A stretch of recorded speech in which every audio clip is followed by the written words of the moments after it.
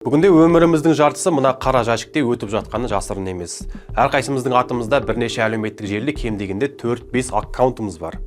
Ал сол цифрлы әлемде біз өзімізді қаншалықты еркін сезінеміз? Цифрлы құқықтарымыз бұзылғанын қайдан білеміз? Бүгін осы сұрақтың төңірегінде толығырақ айтатын боламыз. Бізбен бірге болыңыздар.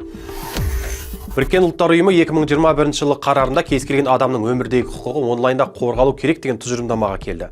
Яғни цифрлы құқық дегеніміз бұл адамның дәстүрлі құқықтары мен бостандықтарының интернет пен әлеуметтік желідегі цифрлы технологиялық кеңістігіндегі іске асырылуы деген сөз.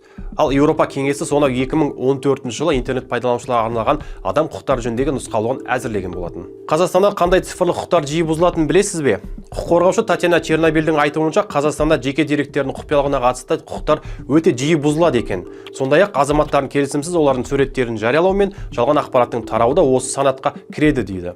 Ал Internet Freedom жобасының менеджері заңгер Елжан Қабышев болса, цифрлы құқыққа қатысты оқиғалар кездейсоқ емес, бұрыннан бері келе жатқан мәселе екенін атап өтті. Қабышевтың айтуынша, құқықтар жиі бұзылатын негізгі 3 түрін атап өтті. Елжанның айтуынша, жиі бұзылатын құқық бұзушылықтың алғашқысы ақпаратқа қол жеткізу құқы. Яғни түрлі бұғаттаулар мен ақпарат тарату жолындағы кедергілер кіреді дейді. Одан кейін жеке өмірге қол сұғу құқы да жиі бұзылады екен. Ұлттық қауіпсіздік сертификатын енгізуге талпыну осының ішіндегі ең қарапайым мысал екен. Пайдаланушыға осы сертификатты орнатқанда мемлекеттік органдар оның барлық деректерін көре алатын мүмкіндікке ие болады. Ал үшіншісі ретінде интернетте бұғатталуын атап өтті. Заңгердің айтуынша, интернетті өшіру, пікір білдіру еркіндігі мен бейбіт жиналу еркіндігі сияқты екі құқықты бір мезетте бұзады дейді. Ал қарапайым жұртшылық цифрлы құқықтың бұзылғанын қайдан біледі? Цифрлы құқықтар өмірдегі сіздің жеке құқықтарыңыз сияқты тек соның көрінісі ғана. Құқық қорғаушы Чернобельдің айтуынша, адамның барлық құқықтарының цифрлы баламасы бар. Ал Елжан Қабышев болса, оның кейбірі белгілерін айқын әрі техникалық тұрғыдан дәлелдеуге болатынын атап өтсе, ал басқаларын анықтау өте қиын дейді.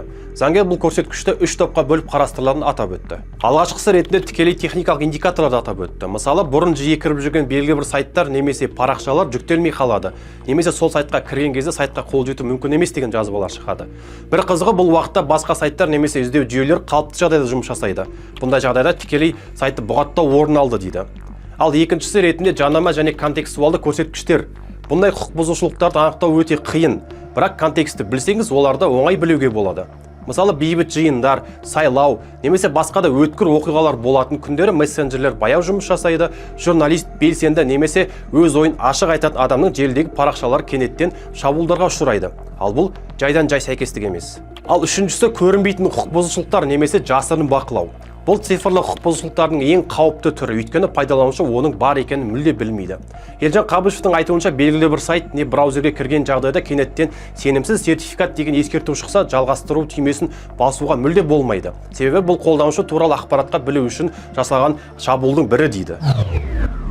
Енді бұндай құқық бұзушылықтар болмау үшін не істемек керек? Әрине, бірінші кезекте цифрлы құқық бұзушылықтарды анықтаған жағдайда бірден мемлекеттік органдарға хабарлау керек, яғни немқұрайлы болмау керек. Бұдан бөлек, Елжан Қабышев алдын алу мақсатындағы техникалық гигиенаның маңызды екенін атап өтті. Түрлі күмәнді сертификаттарды, әсіресе ұлттық қауіпсіздік сертификаттарын немесе мемлекеттік органдар және провайдерлер ұсынған кез келген сертификаттарды орнатпау қажет. Сондай-ақ дұрыс VPN қолдану да өте маңызды. Және соңғысы, кез келген адам цифрлы сауатты болу керек. Цифрлы әлемде қорғанбасаңыз, сізді ешкім қорғамайды. Сондықтан барынша абай болыңыз.